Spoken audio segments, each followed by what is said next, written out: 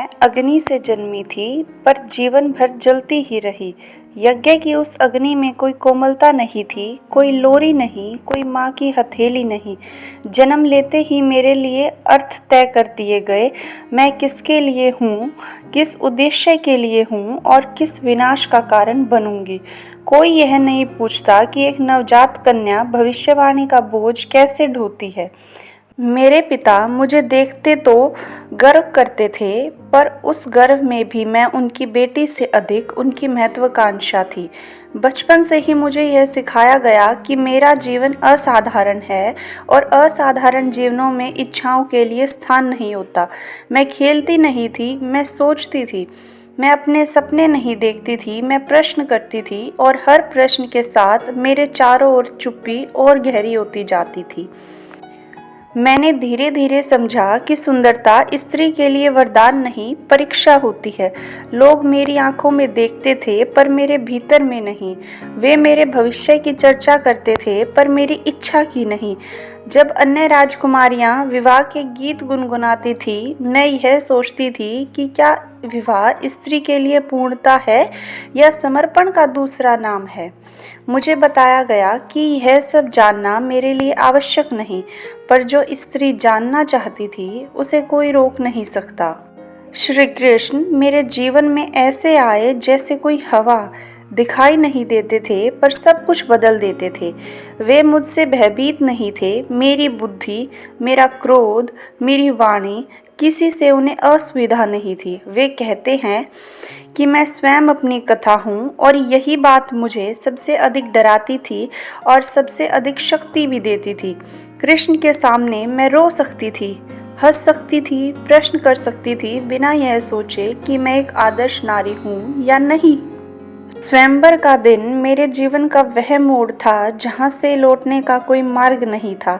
सभा भरी हुई थी, निगाहें मुझ पर थी, और मेरे भीतर एक अजीब सी घबराहट थी। जब कर्ण आगे बढ़ा तो मैंने समाज की आवाज़ को अपनी आत्मा से ऊपर रख दिया। मैंने उसे ठुकराया, और उसी क्षण मेरे अपने भीतर एक दरार बना ली। वह अपमान उसकी आंखों में था, पर उसका भार मेरी आत्मा पर आ गिरा। फिर अर्जुन आया, लक्ष्य भेदा, और मैंने सोचा कि शायद अब मेरा जीवन मेरे नियंत्रण में होगा। पर स्त्री के जीवन में शायद बहुत जल्दी टूट जाता है। कुंती के वचन ने मुझे 5 भागों में बांट दिया। मैं किसी की पत्नी नहीं बनी, मैं 5 की जिम्मेदारी बन गई।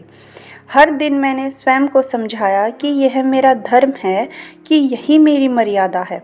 पर रात में जब मैं अकेली होती थी, तब मैं स्वयं से पूछती थी कि क्या धर्म हमेशा स्त्री से ही बलिदान क्यों मांगता है। युधिष्ठिर धर्म प्रिय थे, पर उस धर्म में मेरे लिए स्थान नहीं था। भीम मुझे बचाना चाहते थे, पर अपने क्रोध से आगे देख ही नहीं पाते थे। अर्जुन मेरे सबसे निकट थे, पर उनके सपने मुझसे बहुत बड़े थे। नकुल और सहदेव मुझे सम्मान देते थे, पर कभी मुझे समझ नहीं पाए, और मैं सबके बीच होते हुए भी अकेली थी। इंद्रप्रस्थ का महल मेरे भीतर के स्वप्नों की तरह था, सुंदर, जटिल और भ्रमपूर्ण। माया द्वारा रचित वह महल मेरी शक्ति का प्रतीक था। वही मेरी विनाश यात्रा का आरंभ बना। दुर्योधन का गिरना, मेरी हंसी, वह एक क्षणिक प्रतिक्रिया थी, पर समाज ने उसे अपराध बना दिया। उस एक हंसी की कीमत मुझे अपने वस्त्रों से चुकानी पड़ी। द्यूत सभा के बाद मेरा जीवन 2 भागों में बट गया था। एक वह स्त्री जो अपमान से पहले थी, और दूसरी वह जो अपमान के बाद बची रह गई। सभा से निकलते समय मेरे वस्त्र मेरे शरीर पर थे, पर भीतर कुछ भी सुरक्षित नहीं था। मैं चल रही थी, पर मेरे कदमों में पहले जैसी दृढ़ता नहीं थी। लोगों ने कहा कि मैं बच गई, पर मैं जानती थी कि मैं केवल जीवित रह गई थी। उस दिन के बाद मेरे भीतर एक स्थायी मौन बस गया। ऐसा मौन जो बाहर से दिखाई नहीं देता था, पर हर सांस के साथ भारी होता जाता। मैंने हंसना छोड़ दिया, बोलना छोड़ दिया, पर हर शब्द के पीछे एक घाव छुपा था। उस सभा में मुझे रानी नहीं, वस्तु बनाकर लाया गया। दुशासन के हाथ मेरे वस्त्र पर थे, और सभा मौन थी। मैंने तब जाना, धर्म शब्दों में होता है, कर्म में नहीं, जब कृष्ण ने मेरी लाज बचाई तब नहीं, मैं तब बची जब मैंने स्वयं को न झुकने दिया। वनवास हमारे लिए केवल भौगोलिक निर्वासन नहीं था, वह मेरे लिए आत्मिक निर्वासन था। महलों की आदत डल चुकी, मैं जंगल की भूमि पर बैठी, पर असुविधा ने मुझे उतना नहीं तोड़ा जितना स्मृतियों ने तोड़ा।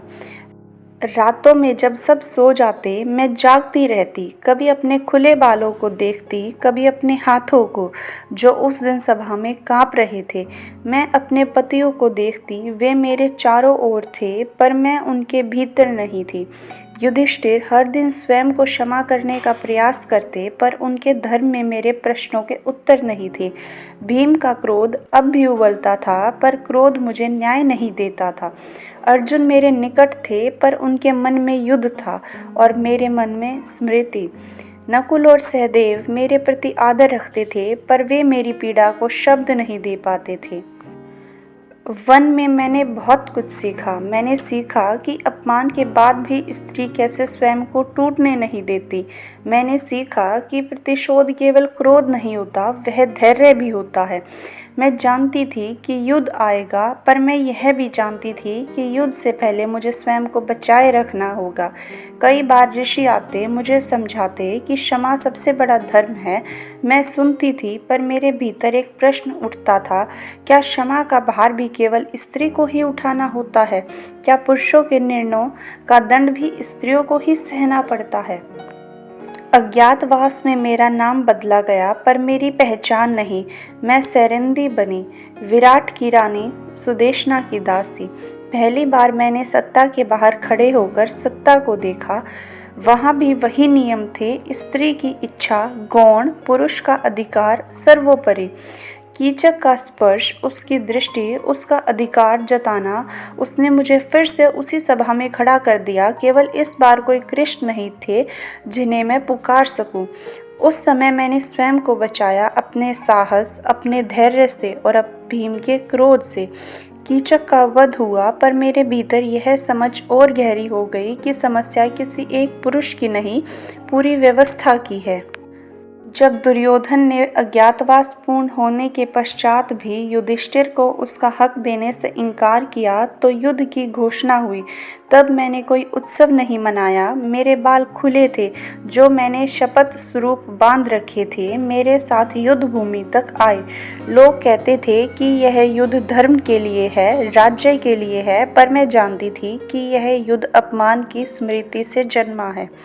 हर दिन जब रणभूमि से शवों की संख्या बढ़ती, मैं अपने भीतर कोई विजय महसूस नहीं करती। मैं केवल गिनती करती थी, कितने और रक्त चाहिए ताकि संसार स्त्री के अपमान को गंभीरता से ले। मेरे पुत्र, मेरे गर्भ से जन्मे, मेरे स्वप्न सब मारे गए। तब तक मेरे भीतर का क्रोध भी मर गया। उस दिन मैं रोई नहीं, आंसू मेरे लिए बहुत छोटे पड़ गए थे। मैंने जाना कि युद्ध किसी को पूरा नहीं करता, वह केवल अधूरापन छोड़कर जाता है। अश्वत्थामा का अपराध, उसकी क्रूरता, वह सब देखकर भी मुझे संतोष नहीं मिला। प्रतिशोध ने भी मुझे शांति नहीं दी। उस दिन मैंने पहली बार यह स्वीकार किया कि मैं भी थक चुकी हूँ अपने ही क्रोध से। युद्ध के बाद सब कुछ शांत था। राज्य मिला, सम्मान मिला, पर मेरे भीतर कुछ भी वापस नहीं आया। जिन सिंहासनों के लिए इतना रक्त बहा, वे मुझे अब खाली लगते थे। मैंने देखा कि विजय के बाद भी पुरुषों के चेहरे पर संतोष नहीं था, और तब मुझे समझ आया, महाभारत किसी एक स्त्री या पुरुष की कथा नहीं, वह मनुष्य की असंतुष्टि की कथा थी। अंत में हिमालय की यात्रा आई। वह मेरे लिए मोक्ष की यात्रा नहीं, स्वीकार की यात्रा थी। मैंने जीवन भर प्रश्न पूछे थे, अब उत्तर खोजने की आवश्यकता नहीं थी। जब मैं गिरी, मेरे गिरने में कोई नाटकीयता नहीं थी। शरीर ने साथ छोड़ दिया, क्योंकि आत्मा पहले ही बहुत पहले अपनी लड़ाई लड़ चुकी थी। किसी ने पीछे मुड़कर नहीं देखा, और मुझे यह अच्छा लगा। पहली बार मैं किसी की पत्नी नहीं थी, किसी की रानी नहीं थी, किसी भविष्यवाणी का बोझ नहीं थी। मैं केवल द्रौपदी थी।